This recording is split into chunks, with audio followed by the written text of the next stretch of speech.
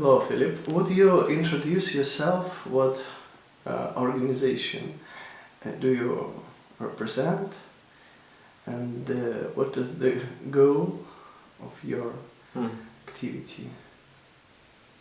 Okay, yeah, thank you for having this interview with me. You're now in the building we are several organizations here. One of them is Ipis. That's you're now in one of the Ipis offices. It's the International Peace Information Service. So Ipis is a research institute, independent from political views or from other organizations. And we are devoted to, let's say, we do research in function of peace, development and human rights, especially in sub-Saharan Africa. So, and we do that often for others. That's the usual thing. So our work is demand-driven, which means that actors who work for those goals can commission research with us to help them with campaigns, advocacy, other research, kind of policy work. So the work we do, the research we do can be used by NGOs, governments, international institutions. And Ipis was founded about 30 years ago by members of the Flemish peace movement, because it didn't really exist a peace research body back then. Now there are others that you have in Brussels. You have the Flemish Peace Institute, which is another one, a little bit different in scope and mission. But well, today we're here 30 years later with a good research team and doing a lot of stuff. What do you do? So research is not specific enough, I imagine. Okay. Indeed, we have about 4 research programs. One is about arms trade. So we work to, in fact we are looking at conflict factors. So what can intensify or make a conflict more acute in Africa. Mostly in Africa, although sometimes we look a bit wider. So one is the proliferation of arms, small arms and other weapons, especially in the south. They're produced here and used in the south more. So we try to see how the supply chain of weapons work. It's very intransparent often. The responsibility of the actors, of the producers, of the people who use it, who ship it, who use it. And we try to improve the transparency of the arms trade and arms transfers. Second program is what we call conflict mapping. It's try to understand what drives the most important actors of an armed conflict. So often it's a bit hidden. It's hidden, the effective motives they have are often not clear. It's not the same what they say, it's not the same what's often in the media. So we try to go a little bit deeper, often by field visits. And we have a method, a cartographic method, a mapping method, to show the reality underlying conflicts by using maps. We publish maps, interactive maps, you can use them on internet, where you can see all factors that influence the conflict. You can see the natural resources, the armed groups, the ethnics, religious factors, even things like educational points, all things that drive a conflict or can drive grievances of groups that are active in a conflict. So that's a conflict mapping. And the third is business and human rights, something we look into to see like what's the responsibility of companies who operate in the south. For example, when they extract resources, how do they do that? Are they accountable? What's the relation? Do they pay taxes?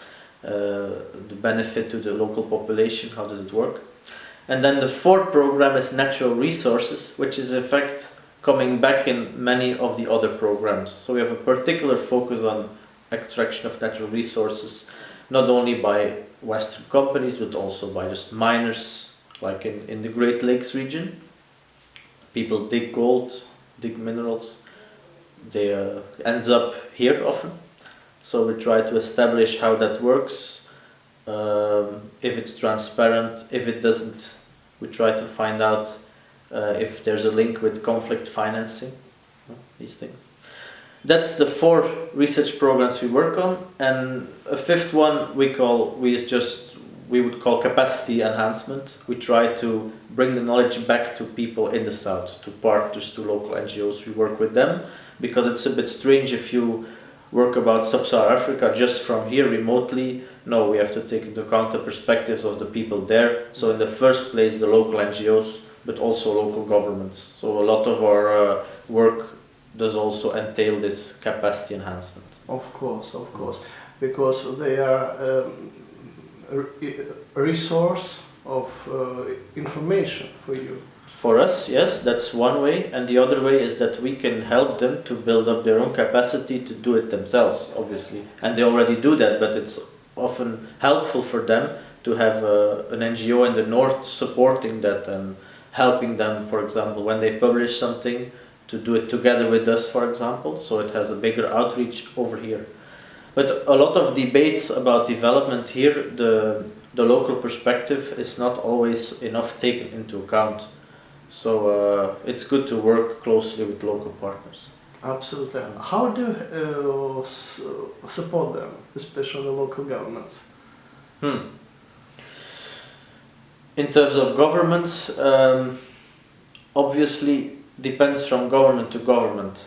So not all governments or administrations have the same needs. So what can we contribute as a very small research organization? For example, the Congolese government. What can you do with them? Yeah. Now, obviously, there's a lot of interest, for example, on the field of artisanal mining. So the mining, informal mining sector. There's a lot of international interest to make that more transparent. So you have big donors who help Congolese government to develop the transparency and to build the capacity. And we are just, for example, a small partner in huge programs that are run by other donors, international organizations and governments. So for example, what we do, we're good at making maps and we're good in collecting data on the field. So we have a project to collect data on the field and make maps together with the government of Congo, in particular the Cadastre Minier. It's one organization that tries to map the mines, and we work with them, and we work with their local agents. We send people to the field with them. We work together to collect data, to repair them, to organize them, and to make maps together. That's one contribution we can do. What do you mean when you are talking about the lack of transparency in mining industry? Mm-hmm. Mm-hmm. You mean modern slavery or what? There are different layers there that we should maybe distinguish. So firstly, it's an informal sector that happens remotely from big cities in a territory where the government has no capacity to control. So if, for example, the taxing is a problem, so it creates an income for the country if you you delve natural resources, small scale or big scale. But if you do it small scale, you smuggle it. You need some control to have an income for the government to redistribute it, for example, through taxes. So it's very difficult in a very remote area, often in rainforest, far away from normal logistic access. Now it's not only that the government has to tax this; it's also that other people who are not working for the government come and tax it instead, like armed groups that collect taxes in many of the mining fields. You also have parts of the Congolese army who are illegally also taxing mines to use it for their own profit. So all these things are detrimental for the development of Congo, but also for the security of the people there. Then the second part is indeed what you mentioned, the work environment of the people, the child labor, the women rights, and indeed the conditions. Now I wouldn't there are certainly mining areas where you maybe could talk of slavery, forced labor, but I wouldn't say that's dominantly there. It's also reported by NGOs like Global Witness and Amnesty International that things going on. I won't say it's dominantly. Dominantly, it looks a bit like the Far West, I think. Just people going there, trying to make deals, trying to dig, trying to sell it for a good price. Even when military people come, it's not always at gunpoint that people have to give gold or income to them.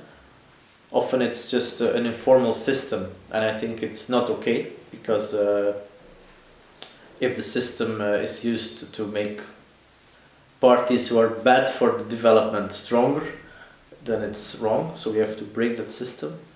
But it's also just the way hundreds of thousands of people are just working in the mines, often in very dangerous conditions that are comparable to many development countries. Well, in China it happens too, that mines collapse. It happens here and there.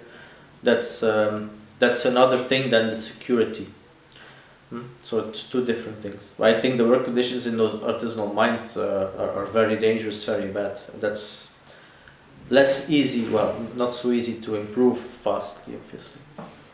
Okay. You focus on Congo. Let's say Sub-Saharan Africa, Great Lakes region. It's a bit larger than Congo. Yes.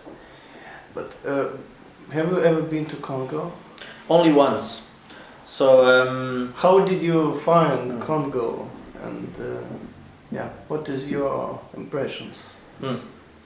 Well, I was there in function of a project, and only 1 week. So I cannot really say that I have a very good understanding of it. My knowledge of Congo, or even experience, direct experience, is very superficial. So I was in Kinshasa to meet people in function of this data collection project, and then I went to the east, where the operations, where the mines are, and where the operations of data collection actually take place. Thousands of kilometers from Kinshasa to Bukavu, where we have a small office. I went from Bukavu to Bujumbura to meet other people, and then I went back home. So, well, when you're there in function of a project, you meet the people, you don't often take the time to see it really well. I think the colleagues that we work with over there in the government, the Kalasemini in particular, we have a very good relation, really helpful, really understanding about the difficulties that are also part of this kind of project. And same in the east, so we have good relations there, we work on a good way together. And when you talk of the east, you often think about the rebel armed groups and everything's insecurity. I was not in an area that's really dangerous. I was just on the road between two cities, so I cannot say I felt really threatened, and my impression was really good. You do have roadblocks. It's very normal in the east that police stop cars, they have a block, and they talk, they look at your papers, and if you're not used to do that, it's not always comfortable, but you just have to do it, and if you cooperate, everything goes well usually. So I felt quite okay. In Burundi as well, met a lot of great people that we work with, and it was fine. How governments or other organizations, maybe affiliated by governments, use your researches, your information which you collect? Now, principally, most of the work we do, we publish it. It's public work. The reports are always available. Well, usually we make a report for one person or one organization in particular, and then obviously they use it. They use it because they commission it for a certain purpose, for a certain campaign, a certain study, so it forms part of their own work. For governments, sometimes it's less clear, sometimes it's very direct, that they really need to make their policy. Like on a conflict, we made a report on the conflict situation in the Central African Republic and the link with natural resources, so all the motives of all the actors. And it was commissioned by an international institution that needs it to establish their own policies on it. Now, how direct your influence is or the use is, it's research. So often you cannot really measure it. But well, I do think that the material we offer, it has different perspectives. It's quite nuanced, quite detailed, fact-based. I think it's a useful contribution to larger sector of actors, I would say. Yes, but in theory, but do governments really use your reports in their policy? Yes. Yes? Mm-hmm. Do they have the people who make policy talk with us sometimes, consult reports, ask questions to have a deeper understanding, because well, we're a small group, but the government capacity is also very limited. Often, it's not that they have 20 people working on Great Lakes region natural resources matter, for example. So it's really limited. Often, also in NGOs, they don't have tens and 20 of specialists. So they really rely on specialized research institutes, I think. Not only Ipis, but also universities do that, other bodies do that. But I really think I see it from practice that policymakers really use it and need it. Even to compare different perspectives. Can you give me some examples? How this information changed the situation? Well, change the situation, that's another thing, of course, because governments also often have a very limited impact on the situation. So it's not because we give very good material to the Belgian Foreign Affairs, for example, that the conflict in the Great Lakes will be solved. So it's really difficult to measure that because it's only one small part of a huge sector active there. Now, I do think that like the mapping work we did, we have this interactive map pack with mines. You see that a lot of people refer to it and use the data to other stuff. But the true impact on the ground for a research institute, it's a very difficult question to ask to, because it's with just a tiny part of a huge situation everyone's facing, the international community is facing. So. Yeah, because you know about, for example, genocide of Tutsi, yes, and the international community missed this.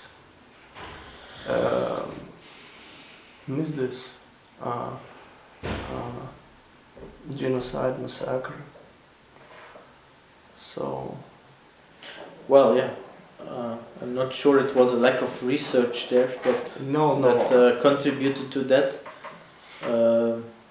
People like even Belgian officials who were there then, they were surprised by the intensity and the scope of the violence. Yeah. But everybody knew that there was a huge tension. There was a war going on already. Yeah. So it's again. So it's not about the information. It's also what you do with it. Yes. And often it's about difficult judgment calls. Yeah. You never know. You don't know the future. Difficult to know how to react in such a situation of increasing violence. It's always difficult. Yes.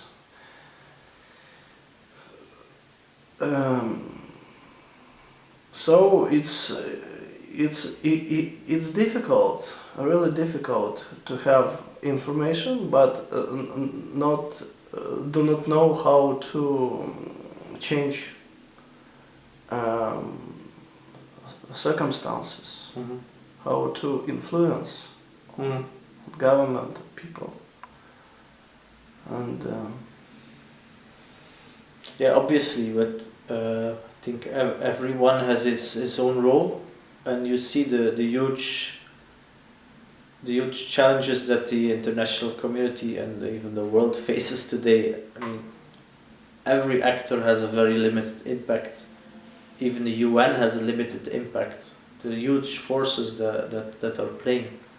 Everybody has a role, and you have to, the place where you are, the role that you have taken up or is given, you have to do it as good as possible. The UN has responsibility, governments have it, citizens have it, and the research institute has others, so you just have to do it as good as you can and contribute to something. But yeah, if you see the challenges we face, like everybody feels a bit that the hands are bound. Mm-hmm. Yeah.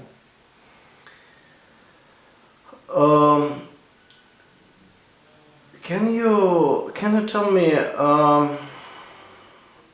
how many years do you research in Africa? Mm-hmm. For how many years? Mm-hmm. I would say that it's about 10 or 15 years that Ipis was really specialized in Africa. Yeah. 15 years. Can you explain? Did somebody change in these countries in a better way, in a better side? Mm-hmm. Mm-hmm. Yeah, I find it difficult to be the judge of that. Well, Ipis is actually following, specializing in problems, so we follow the problems. So, do you see a progress? Well, Africa is progressing. Yeah. There's a lot of growth in Africa, a lot more and more countries that are stable. That's clear, and it's often forgotten. If you only look at the Great Lakes region, you forget that Africa is much larger, even sub-Saharan Africa. In the Great Lakes region, actually, there was a very intense civil war where a lot of foreign neighboring countries were intervening after the fall of Mobutu, then with the involvement of Rwanda. All that has become much more stable now. There still is involvement, but it's on a lower intensity. There's, I would say, some region aside, there's more stability and more security and more peace and more development in Congo now than 5 or surely than 10 years ago. But there are tensions, in Rwanda, there's still tensions in the country. In Burundi, but the situation is deteriorating. You have more tensions, more violence. And in Congo, you have the situation where the UN is taking care of a lot of the stability. So the question is, what happens when you draw them back, when you draw troops back? So to what extent is it really durable? It's not so clear. But there is certainly progress. Also, the way the countries interact with each other, it's also less violent and more constructive than years ago. That's clear. Congo is a former colony of Belgium. Indeed. What do you explain the modern relationships between Congo and Belgium? Mm-hmm. Mm-hmm. In what fields? But the remark, do you collaborate and etc.?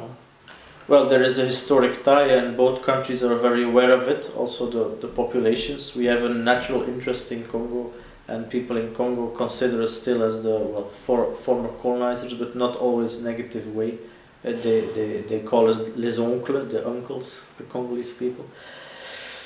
So there is certain tie and some feeling of mutual history. I think it's there. Uncles, but not brothers. Uncles, but not brothers. Yeah, I think so. At the same time, it's clear that the Belgium seems to have lost a bit their interest in Congo. I mean, if you see the level of you see the foreign policy, Belgian foreign policy towards Congo, it's not a big scale policy. It's rather surprising for an ex-colony. There's much less Belgian economical investment in the country than in the past. Some companies are coming back, but it's, and foreign affairs often go with the economical side too. If there's more investment, more Belgians entangled in the economy, you will have a higher interest of the foreign affairs. It's often like that. And for security, of course, Belgium is following it, monitoring it, but it's not taking the lead anymore. while Belgium could do more, I think, in terms of diplomacy, in terms of priority that's given, experience that is offered to the region. I don't know why that is. You hear a lot of things say that's not, yeah. The people who are in power now don't see it as a big priority for Belgium, apparently. And has been like that for, it's not about one party or one, it's been there for like last 5 years at least, or maybe more. So, yeah, although there's still a lot of development cooperation in Congo, etc., a lot of money goes there still from Belgium. So Congolese people like to be independent. And I think so. Why not? I think all people like to be independent. Like a state. Yeah, of course. Yeah, like a state. I'm sure, and they are also proud of their country. I think the Congo, that's their country. Yeah, it's not. The independence is. It happened a long time ago. It's 50 years. So the young generation, there's just a young new Congolese generation who has nothing to do with the former colony. So of course, I'm sure they really are proud of being an independent country, but they know the problems they face. They are well aware of that. We don't have to tell them; they know it better than we. Like the poverty, corruption, the insecurity. It's difficult. People always say, like 50 years after the colony, why have they still not developed? But it's difficult starting position, you know. After the colony at Mobutu, it was a dictatorship supported by Belgium, you could say, in the Cold War environment, Cold War regime. They were on the side of the West. Yeah, when you have a colony, then a dictatorship, then you have civil war, instability. It's very difficult to build sustainable development and peace. Everybody's aware of that. Okay, thank you so much for the interview, Filip. Wish you all the best and great success in your work. Thank you very much for your questions.